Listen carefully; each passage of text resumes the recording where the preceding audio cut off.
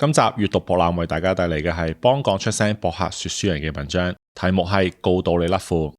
自從美國總統特朗普重新入主白宮之後，一班手下狗仗人勢，各部門嘅發言人成日都用強硬嘅語氣對待傳媒，其中以白宮發言人萊維特最犀利。舊年10月就曾經以 Your Mom 你阿媽去回應傳媒嘅提問，之後更加係同嗰個傳媒展開隔空嘅罵戰。近日一段萊維特同埋美國哥倫比亞廣播公司 CBS 主播對話嘅錄音流出。據公開錄音嘅紐約時報報道，特朗普喺1月13號接受 CBS 晚間新聞訪問，喺錄影結束之後，萊維特向當晚嘅新聞主播轉達特朗普嘅威嚇，確保訪問片段唔會被剪輯，更加強調如果唔係完整播出嘅話，就會 sue your ass off， 意思即係告到你甩褲。媒體當然係有責任確保唔會斷章取義曲解意思，但係一個總統竟然要咁樣威脅，真係荒謬至極啊！更何況熟悉特朗普嘅人都知道佢有幾咁長氣㗎啦。舊年就喺聯合國嗰度發表長達1個鐘頭45分鐘嘅演說，關鍵係當中絕大部分都係啲冇乜營養嘅內容。要知道特朗普喺自己嘅 Truth Social 嗰度發文，從來都唔會考慮上下文嘅。